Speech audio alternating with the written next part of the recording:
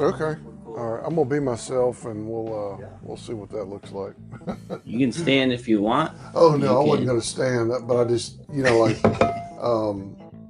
I didn't want to just be so chill. Yeah, that yeah, I'll yeah. put Our people to questions will sleep. keep you from just being chill. Okay, good. Yeah, we'll make sure that's. We'll spice it up, There right? you go. There you go. That sounds great. Are you bringing up that? The spicy subject? No. Oh. Yeah, you're in charge of bringing up spicy subjects.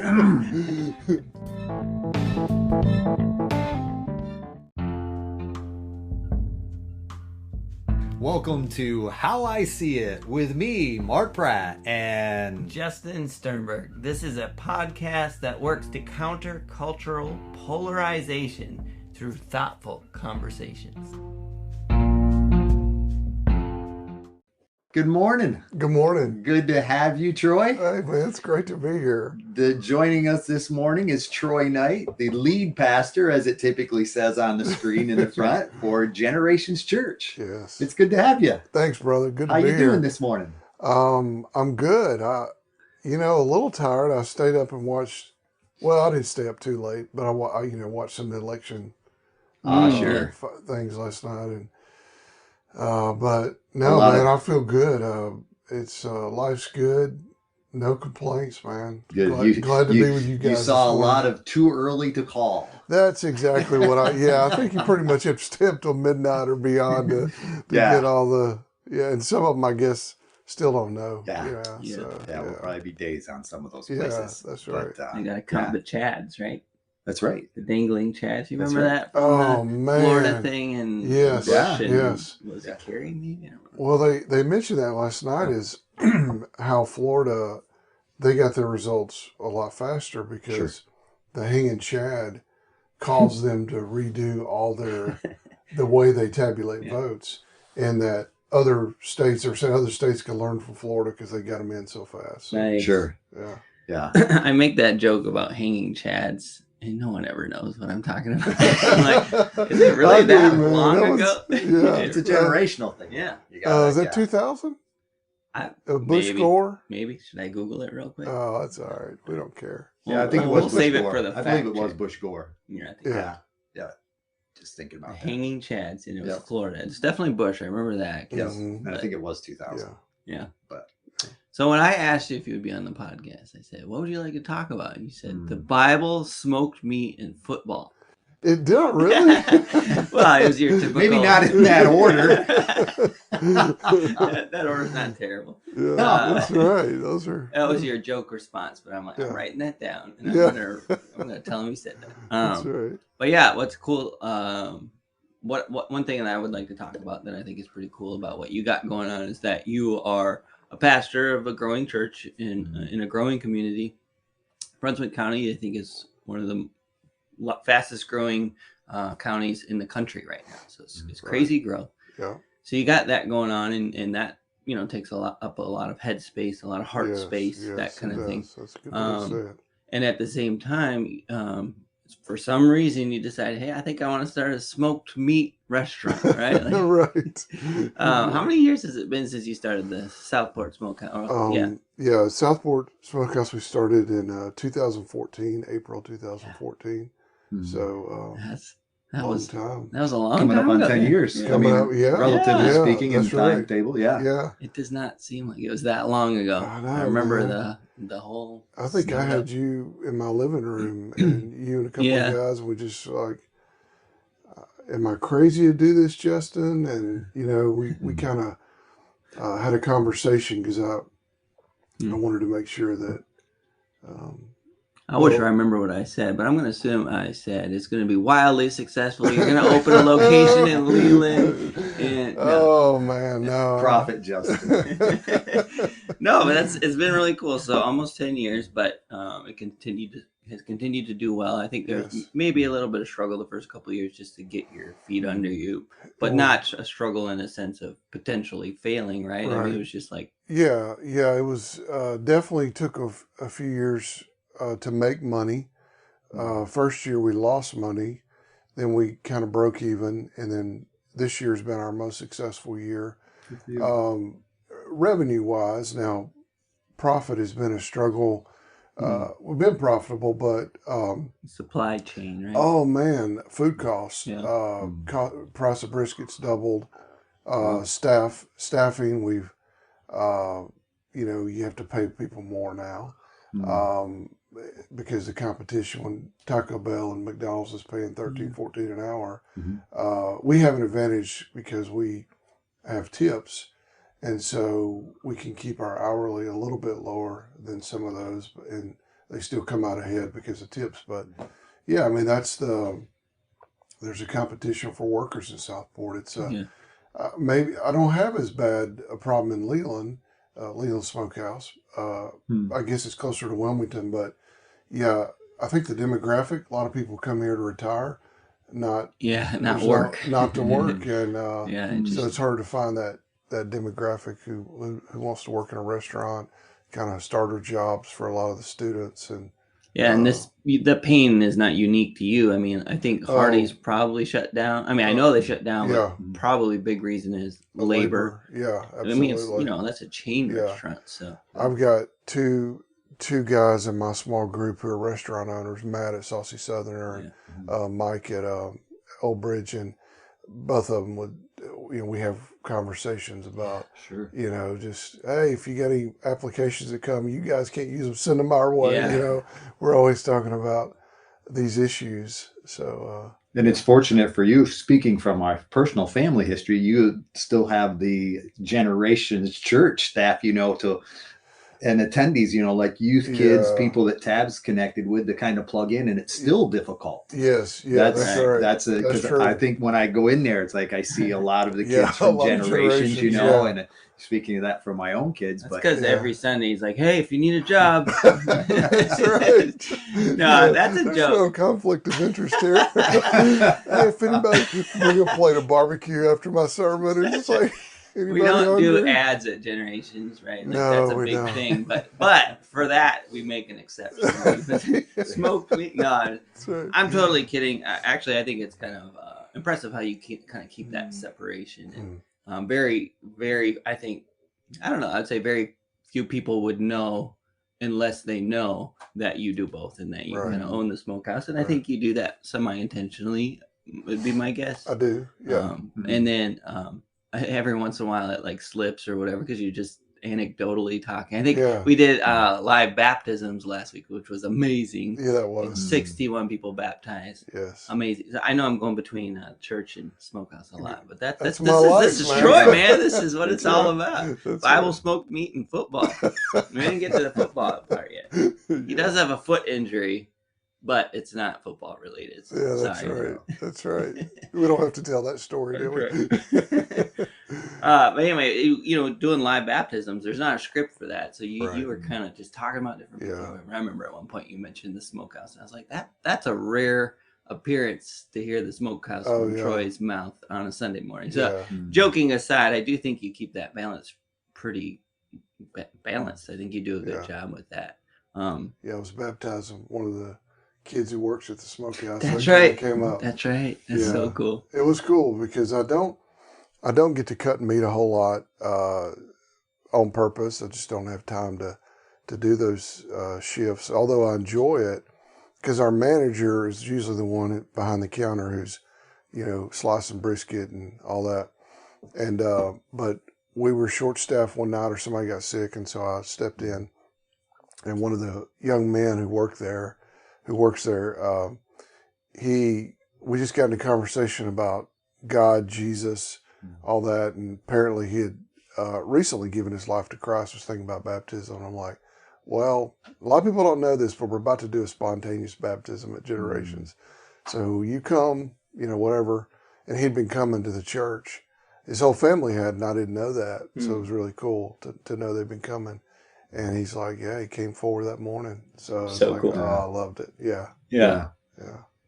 So that was one of the questions we had was essentially, how do you do that? How do you keep that balance so well between, what we have here, businessman Troy and Pastor Troy, right? Yeah. I think it goes back to the way I started it. When we started the Smokehouse, I was well into Generations Church. We planted Generations Church in 2005. And so I'd been doing that. I knew how much time it took, and I didn't, and that's my calling in my life. That's what I know God is part of the reason he put me on this planet is to preach his word, to plant that church. I love it. And so I didn't want, and there's an interesting story how it came about, but I didn't want it to be a distraction from, that primary calling, if you will. And so when we started, and how it started, so myself and my buddy Jim Sparks, we're living in Cades Cove neighborhood in Southport, and I'd smoked meat since I was in my 20s. My dad, when I was a kid, ribs, brisket, whatever on the back porch, and his offset smoker. And so I watched him, loved it, loved eating it, started perfecting it, got my Oklahoma Joe's offset smoker when I was in my 20s and started experimenting myself. So I've been doing it for years. And my buddy Jim and I, on the weekends, we'd throw a brisket, we'd throw butts, ribs, whatever on the smoker. And we were getting good at it. Like we were, reading articles. I don't remember if YouTube was out that big back then, but we were, watching stuff. And he's like, man, we should start a restaurant. And I'm like, oh, I don't have time for that. And he kept saying it. And eventually this building where we were located on House Street in Southport became available. And we took the plunge and did it. And so I just said up front when, to Jim and to the manager that we hired, I want to be a part, and I can do some things on my laptop, marketing, finance, QuickBooks. I can learn some things because I wasn't a QuickBooks expert at the time. But anyway, I said, but church was where I'm going to spend. I'm a full-time pastor. And so that's how we began it. And then a couple of years into it, Jim was kind of tired of it and was like, I'm kind of ready to get out. So Tab and I bought them out, Jim and Carlin, that partnership. So we became full owners. And because I loved it, I wasn't ready to get out of it. I was like, let's do this, do it some more. But I went to the mentality that the managers are going to run it. I'm going to hire people who can run it. I'm going to share profits with them. So I can make more, but I make less because we do a profit sharing deal. And it just works so well. Nice. I love it. I love being generous with the profits. And I love that we're a partnership. We have a managers meeting about once a month and sit down with our managers and we just talk about, a matter of fact, we're having one tomorrow. And we're talking about different stuff. And one of them brought up a sauce idea. And I'm like, okay. And this is part of it too. Like I told him the other day, okay, if we add it, because he's got this idea for Nashville Hot, which I love Nashville Hot, done right. And it's like, that would go so well with, whatever. And I'm like, okay, that's cool. Let's talk about the managers meeting. But if we add Nashville Hot, we're dropping Texas Spicy or South Carolina Mustard or whatever. Because at Generations and at the Smokehouse, part of the way we manage it is we say yes to great, to say no to good. So a lot of great ideas, a lot of good ideas, but there's only a few great ones. And we're only going to be good at a certain number of things. So at Generations Church, we say we do 4 things. At Smokehouse, we do briskets, butts. We do a few smoked meats. We could do more. We could do smoked turkey. We get ideas, smoked meatloaf. I mean, we get all these ideas every other week. Somebody's got, you ought to throw that on the pit, We could do different sides, but I don't like our menu any bigger. We're not Cheesecake Factory, don't want to be. I don't know how they pull it off. It's amazing all the stuff they have. But I think most restaurants become good instead of great because they don't go, like we obsess about brisket. We're constantly just going, how can we make it better? We switch from choice to prime. We change the way the temp, the way we wrap it. We have something about every other month called Test Kitchen, we just take one of our sides, one of our meats, and we go, could we make it better? We did. What did we do? Spicy sauce a couple months ago. So our managers will bring different spicy sauce recipes, and we go, okay, is this better than what we have? And is it cheaper? Because it could be a lot better, but if it costs 3 times as much, it ain't better, or it takes a lot more work to do. So we have to, we vote on it, and so it really is and I think I run the church. I run the church the same way. I have a boss. The board of directors is my boss. They do an annual review of me. They set my salary. We started Generations. We're like, we're going to be staff led, but there's going to be accountability. But the way I lead the church, the way I lead the staff is, we have a staff meeting. We discuss ideas. I have an executive team now because the staff's become pretty large, about 20 of us.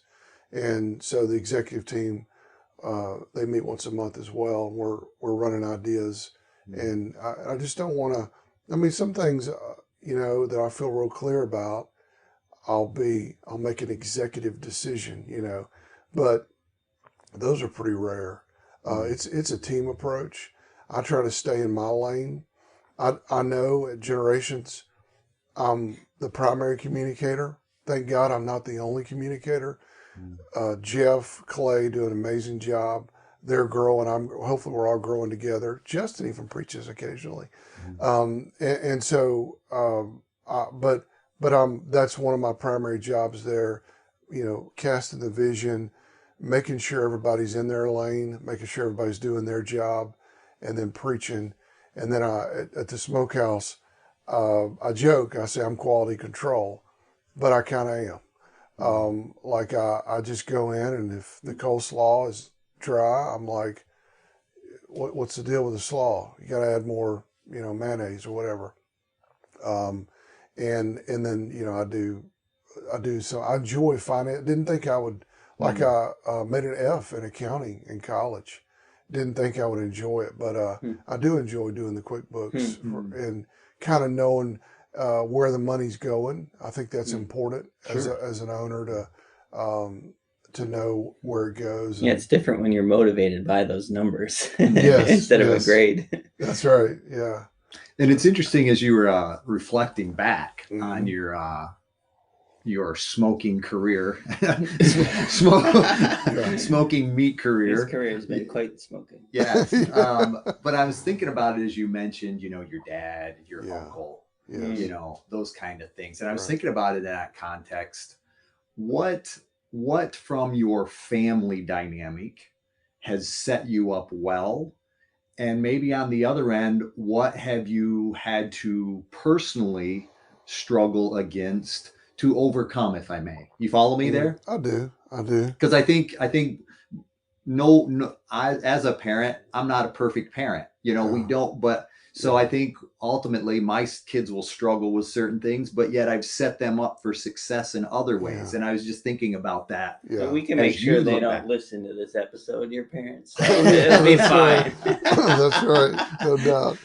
Oh, gosh. So I think success, I always knew I was loved. I didn't question mom and dad's love for each other. I listen at Celebrate Recovery or testimonies from people who, my own wife, whose dad left her when she was 9 years old, and all the things she had to struggle with, the insecurities, the things, and I'm so grateful. I just don't struggle with those things. Sure. Not that I don't understand them, but there was a foundation with my parents that I guess caused me to be maybe more of a risk taker and to not be afraid. Sure. Of the confidence. The confidence. That's a good way to say it. Yeah. Sure. That definitely. But, it's funny, the smoke meat, some of the things I learned, my parents, my mom's an amazing cook. My dad, not as much because he can't walk as well now, partly because of diabetes. And he's had 5 bypass surgery and gout, and but part of the struggle is like we like food way too much in the Knight family. And my brother, at around my age, got a stroke, and because he was overweight. Now he's like lighter than me. I'm so proud of him. He's lost weight. And my dad's down in the low 200s now. But growing up, Dad weighed 325. Overweight, a lot of overeating, and so that's been a struggle. I've always been pretty thin. I hit about 45. Metabolism slowed down, and so now I have to work really hard. Excuse me, not to pork up. But yeah, food addiction, loving to eat too much has been a struggle. I think I inherited from my family. Yeah. And don't want to inherit the health problems that Dad and my brother have had. But yeah, that's kind of a Southern Bible Belt almost legacy. It does seem that way, doesn't it? Yeah, because my church, I grew up in Minnesota, far from the South as anything, except a lot of the founding family members kind of had some foundational upbringing in the South, so they brought that culture with them, and that was, it was like it's like the acceptable sin, right? It's like, we can't do this, we can't do that, but we can do this, and we do it well. And we can celebrate with food. Yep. Yeah, absolutely. And so many good memories tied around food and all that. Absolutely. So it's kind of a trade-off, right? Like there's a lot of good things that's tied to that culture, but also it comes with health problems. Well, I think even like in CR, the model of breaking bread together is good. Yeah. But yet when it becomes, about the food versus the fellowship, and we have to have this and we have to have that versus, the simplistic dynamic of being able to join together over, bread, if you will. That's right. It's also a cultural thing, right? If everyone in your culture embraces that type of, culture, right? Embraces that type of atmosphere where we go and we go to the trough and we hang out together at the trough and we joke about the trough and we joke about how much we eat. And it's kind of that, that kind of club type atmosphere. Then it's really hard to break out of that. And there's not much accountability to be better because it's kind of what we're all doing. Yeah. We a few years ago, we toyed with the idea of, I don't see the show anymore, but you remember Man versus Food, where he'd go and try to go and eat this, whatever they offered at some restaurant, where if you ate it all in 30 minutes, you got a t-shirt or something. We had that. We toyed with the idea of doing that at the Smokehouse, having this massive platter, you eat it, you get a prize, whatever. And I'm like, do we really want to, 3-meat plate is borderline gluttony. If somebody, a 3-meat plate at Smokehouse is half pound. He's not trying to offend all you customers that get 3-meat plates. That's right. I've eaten it before. Me too. Sadly. Yes. I did recover. That's right. That's right. It's funny if you go in there at lunchtime. It's like 90% men. Construction workers, like they want a good meal, and it's hard because I've always kind of considered it a family place, like affordable, and we still try to be that, but it hurts me to charge $15 for a half pound of brisket. But gosh, man, when I'm paying over $5 a pound for it, it's just really hard. But yeah, it's interesting to see the men in there. It's like we want to eat. Yeah. And it's at times, I'm sure there is almost when you think about your family history in context with the people that you tend to see that are on that unhealthy edge. Oh yeah. Is there a point where it's like you're in conflict to a certain degree? You can't be responsible for somebody else's health. That's right. That's right. And yet when you see people come in, it's like, man, I'm not sure you should be here. You know what I'm saying? That's right. What we need to do at the cash register is have a scale. Could you get on the scale, please? Sorry, you're overweight. You can't have the 3-meat plate. I'm just thinking about that in the context, it's like. No, I totally get what you're saying. Like, I don't compartmentalize my life. I don't go, I can preach the gospel of generations, but it's okay if we get people drunk at the Smokehouse or we cause them to be gluttons. Like I want my whole life to glorify Jesus. And I've thought about that before. Like, okay, we're serving French fries because, you know, probably the most unhealthy thing on our whole menu isn't the moist brisket. It's probably the buffalo chips that are, the deep fried stuff. Yeah. And so I go, you know, do we do that? And I guess it comes down to, you know, the thing that we preach at Generations, which is freedom, freedom in Christ, freedom. Like we have freedom to celebrate. And I think it's not a sin to order seasoned fries and dip them in ranch dressing. Sure.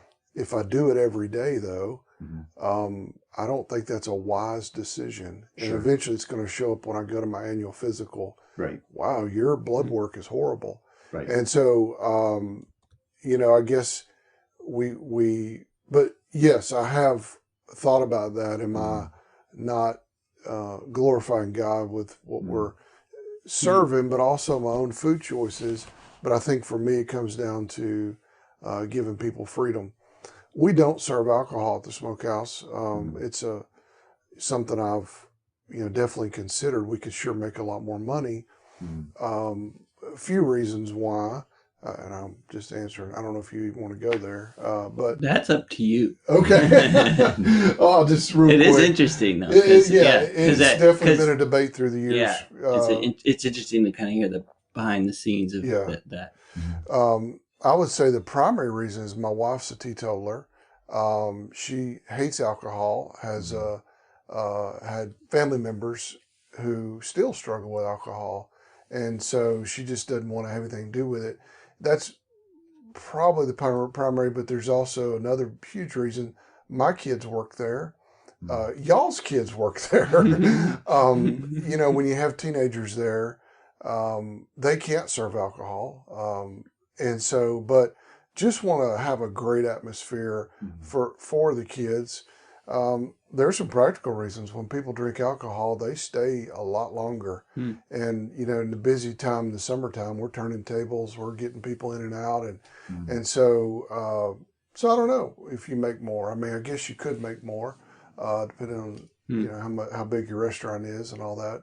But practical reasons, but also, you know, other reasons as well, spiritual reasons maybe. Sure. Yeah, it's interesting. That's an interesting topic for the same reason of what Mark was asking about. Like, do you serve fried food? And you know, there's a spectrum there of things that can cause addiction and can whatever, right? And so is, you know, we don't need to talk about this, but is there a difference between French fries and alcohol? Well, of course, in some ways there are, but at the same time, it's on that spectrum. And how do you draw the line? Well, I think your line was pretty clearly drawn out of your respect for your wife, out of various aspects like that. But I do think it's an interesting, polarized discussion, right? Between whether alcohol is acceptable or not, and where that falls. If you feel like speaking to that, go ahead. Otherwise, I got other questions for you. Either way, you tell me. All right. Let's move on. So, and I appreciate what you shared, though. I mean, like you say, the individual has the freedom to choose. Yes. And, you know, and what they choose is still on them. I'm not trying to, you know, pin anyone down in such a way that says, you know, you shouldn't serve that. But for you personally, that's where I was looking to, you know, to hear how you wrestle with those kind of decisions in that process of a cultural dynamic, you know, because we've had so many guests before, you know, who have talked about the obesity and how to, you know, curb that to a certain degree. And, you know, so I think about it, but there again, it's that person's ability to get in their car and where are they going to drive? Right. You know, that's, you know, and I appreciate the fact that you share, you're mindful of that in the menu options you share in such a way that still provides that opportunity, but yet you still reflect on it from an accountability, if you will, standpoint. Didn't mean to direct there, but no, it's good.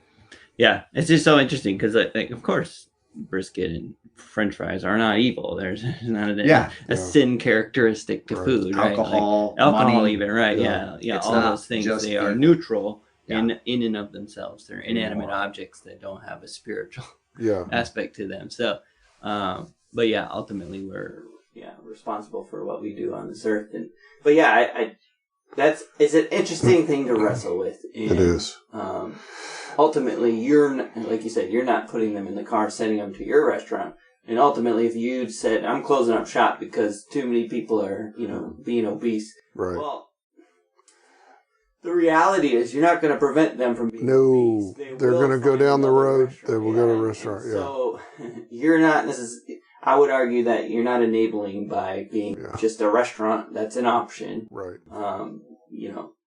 Yeah. It's preached a sermon a month or so ago, and dealt a little bit with this issue of freedom. Well, almost every sermon is. My goal is not to create robots, just like God's goal isn't. It is for people to be filled with the Holy Spirit and to walk in the Spirit and make wise decisions. The churches, and we've had this conversation before about churches you grew up in and to some extent mine, but churches that create the rules, thou shalt not dance, drink, go to these movies, It just doesn't work because it creates hypocrites, first of all, because most of those people are going to break those rules, but then pretend like they didn't when they go to church.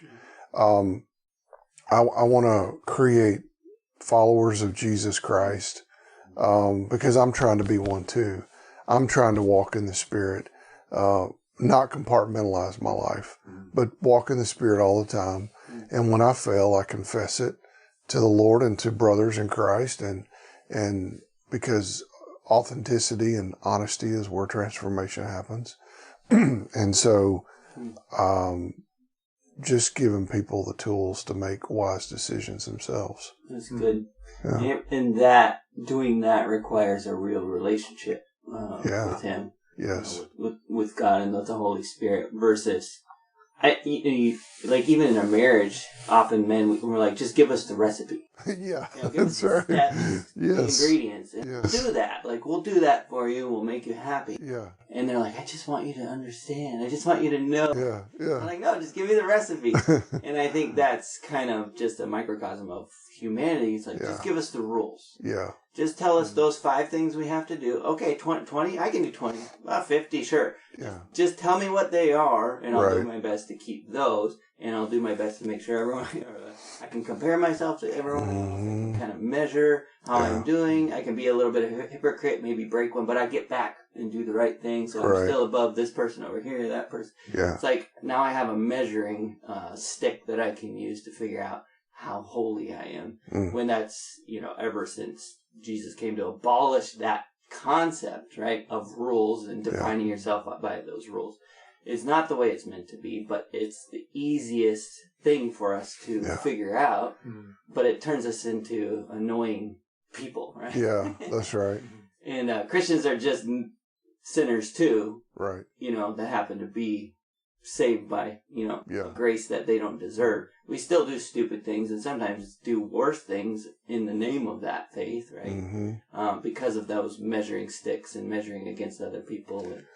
Well, it's all about motivation. Am I going to be externally motivated or I'm going to be internally motivated? External motivation we know doesn't work. But internal, by the Holy Spirit, brings about, transformation, change life. I want to obey the Lord. I want to eat right because I want to please the Lord, because I love Him, because I'm grateful for all the blessings. I want to live a long life and, whatever. But in that process, you were talking about authenticity leads to transformation. Right. And to speak a little more to that. And if you will, I'll even help as generations has grown. How has that made it tougher to maintain even some of that authenticity for you? Does that make sense? Yeah, I think it makes sense. I try to be the best version of myself. People ask me, do you get nervous speaking, whatever? I think, yeah, maybe if I wasn't prepared, if I was trying to be somebody I'm not, I would probably be nervous. But I just try to be me. I try not to hide. We talked about compartmentalizing. I try to be honest with God, with my wife, with my friends, with our staff, about my struggles. And I mean, I've learned a lot from Celebrate Recovery. It's so beautiful when the first thing you do is you get up and go, my name is Troy. I'm a grateful believer, and I struggle with. You just put it out in the open. Just get that out of the way. Just get it out of the way. Yeah, and it everybody else shoulders relax, and okay, this is a safe place, and it just, that's where change happens when everybody shows up and they've got their mask on, and they're pretending like they've got it all together. It stops growth. And so I think, I don't know, I love that about Generations, and love that about my life, is no one expects me to be perfect. We apologize a lot. I apologize a lot for dumb emails, for things I say, and that's a good place to be. Sure. Raising kids, I apologize to my kids a lot growing up. Losing my cool, whatever. Is there anything you'd like to apologize to them about now? Okay. I apologize for all the comments I said about Washington Redskins through the years. I noticed you covered the mic when you said that a little bit. Is that intentional? Yeah. No, it's obnoxious Philadelphia Eagles people. Oh my gosh, they're 8-0. It's just I can't handle them.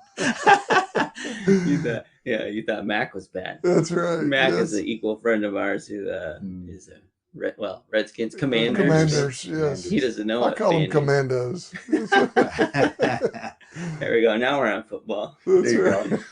All right, back off of football. I did have a question about, we were talking about the balance between, kind of the business and church and all that.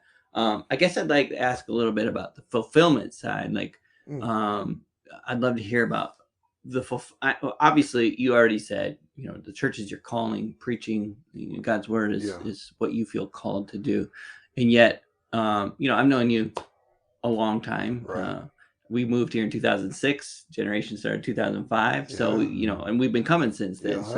I've known you a long time, certainly before the Smokehouse, and we've had a lot of conversations. So I know a little bit about it, but I'd love to hear a little bit from your perspective about the fulfillment side of both of those roles, and how, just what that's done for you in your life, and kind of just share a little bit about the fulfillment side. Yeah, I think I've told you before, privately, that I have more joy since the Smokehouse opened. I think it's weird. When I look back at my life, a lot of the places I came to because I was miserable. Miserable is a strong word, but there was a lot of dissatisfaction just where I was. Before I became a pastor, I was living in Austin, Texas, had a great job working with training people in computers and the kind of the auto parts industry, but I would traveled to almost every state in the union, had a great group of guys I worked with. We were all in our 20s, played sports and stuff outside of work, whatever. But there was just a dissatisfaction, like I wasn't doing what I was on this planet to do. And it was a long story, but, preached at my church on a Sunday night. A year later, I was in seminary, because God had been preparing I was about 27 years old. God had been preparing my heart for that. And I think when I became a pastor, Generations Church was a growing church. There was fulfillment there. But again, there was kind of something missing in my life. I think there's a little bit of a entrepreneurial itch inside of me that I love to scratch. And some pastors write books. Some pastors speak at conferences. I'm not good enough to speak at conferences. I don't. Maybe I'll write a book one day, but your Commandos jokes would really kill. They would, yes, that's right. But Yeah, I don't know. I don't know if a book's in me right now. I read way too many bad books. If I'm gonna write a book, I want it to be a good one. Something to say. But I think when this opportunity came up with the Smokehouse, it definitely did fulfill something in me that was missing, and I love it. I love leading people. I love. I think we have to identify our passions in life. Mm. I love God's word, and I love it when I don't consider myself a dynamic preacher. I consider myself a guy who can put the cookies on the bottom shelf, a guy who I can take a passage of scripture and hopefully bring it to life for somebody. I love it when the light bulb comes on, or I'm in the lobby after a service and somebody comes up and they say something, not just good sermon, pastor, but like something that God spoke to their heart about. I love being used by him to help somebody take that next step. So that's a fulfillment for me. Leading others, whether it be, excuse me, in the smokehouse environment or the church environment or whatever, that's always a huge thing. So, Yeah, it's good. You mentioned entrepreneurial spirit, and I'm curious, like, was there a point at Generations where you said, this itch, I'm trying to scratch it here and it's not working? I'm curious if you ever felt that tension of. Yeah, I mean, definitely. I think when we first started, I'm like, honey, we're broke. There's like, it was so hard because we started as a non-denominational church. I think when we first started the church, it was so hard financially because we didn't have a sponsor. And so there was the financial piece. It was like, wow, I need to do something else because we're just not making enough to, even take a vacation kind of deal. And so, I mean, I think that was part of the itch was a desire for more income. But I think there's, God just creates us certain ways with certain passions. And some people can work for a company, work for somebody else, and be so content and just love it and be a great number two, number three. And I think if God gives you that way and you realize that, that's a beautiful place to be because, man, I think about the different places where I'm a leader and I cannot do what I do without somebody going, I'm going to be the best number two I can be. I'm going to be the best. And I see a fulfillment in their lives. But then there are some people who are like, I can't work for somebody. I need to create this thing. Even if it fails, I just want to try it. And so I think finding out who you are and moving in that direction is a good thing. Take a risk. Yeah. Failure, man, is beautiful. Yeah. I mean, I've learned way more in my failures and things that didn't work than things that did. So keep failing. Failing is not a failure. It's tuition. So. And I think in some ways, what you share is very similar to what Paul shares about his tent making and his pastor because I think we do have this mindset that there is just one career. And, even from my own perspective, it's like the fact that I can do a number of things or do different things. That's right. It helps me have energy towards all things. Yeah. Whereas if I just have to drive on with one dynamic of my ability, everything gets a little more stale. That's right. But yet if I can have that diversity to a certain degree, and granted, and trying things like just I remember these days when before the Smokehouse, I had a buddy who's like, hey Troy, I do a lot of weddings on the weekends and make good money, and I'm like, well, I'm a licensed pastor, I can do weddings, and was never crazy about doing weddings. It's not my favorite thing in the world, but I'm like, I can do it. So Justin helped me. I did a website, southportweddingminister.com. That's right. That's right. And did it for about a year, and about a month into it, I'm like, this is the dumbest thing I ever did. But I booked a bunch of weddings, and so I did it. But I just didn't enjoy it. There are certain things I mean, I loved when you see a couple who, you know, God's brought together and you can help them in their journey. There's some cool things about it, but all the bridezilla and the ones, there's some mother-in-laws that, you know, that's not my world. And, you're not a magician. It's no. like when you get in that environment, you got all these family dynamics, and the pastor shows up. It's like, you're supposed to fix all this. That's right. That's right. You got a magic wand here. Yeah. Well, yeah. And we were talking about alcohol earlier. I mean, I did a few weddings on Oak Island where pretty much the whole wedding party was drunk before the wedding started. I'm like, yeah, not cool to me. Don't want to be a part of this because I don't know what the deal with weddings, but weddings and alcohol have become synonymous, it seems like. I think it's a sacred act, a holy event. But anyway, that was one I had to try it out. And some things you just do. You just have to do them. Yeah. Fail at them. Get it out of your system. Get it out. Go, okay, check. That one didn't work. Let's try the next one. And you still learn from it. Oh, you do. Absolutely. So yes. Sure. Yes. And then, it's a terrible thing to get 20 years down the road and say, what if, you know what I mean? When you just try and you fail 20 years down the road, you're not thinking about that failure anyway, right. Unless, there's some unhealth there, which happens. But also, I was going to just to counter what Mark was saying. I think it's interesting. Both of you are very much, by career, like you do multiple things. And so you can relate really well to each other. Not everyone's like that. So some people don't get stale in the one thing they do. That is their passion. That is their craft. That's what they were made to do. And that's okay too. Like that's nothing wrong with that. But I do think both of you offer an opportunity for those who are kind of itching in a place where they feel like I shouldn't be. Like this is a good career. I enjoy it. Yeah. But I also feel like there's more. Well, maybe there's more. Maybe you should start trying doing weddings and that's right. And whatever your weddings are, And I'll be the first to admit, at times I struggle. With that conflict of balance, and it's like, am I actually just being disobedient by holding on to this other career? Right.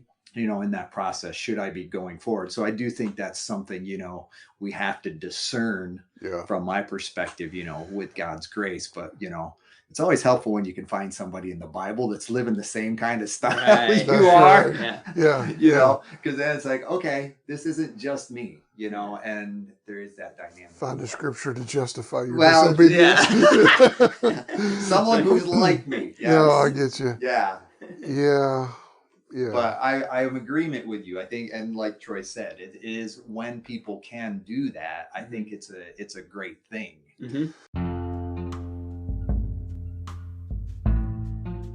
Hey, thank you for listening to our podcast. If you like How I See It, please do all the things that podcasts tell you to do. Subscribe, rate, review, follow us, and or talk nicely about us on social media. If you want to reach out, the email is us@howiseeit.click. Yep, I said .click, as in .click. Please tell your friends about this show, and we'll see you on the next one.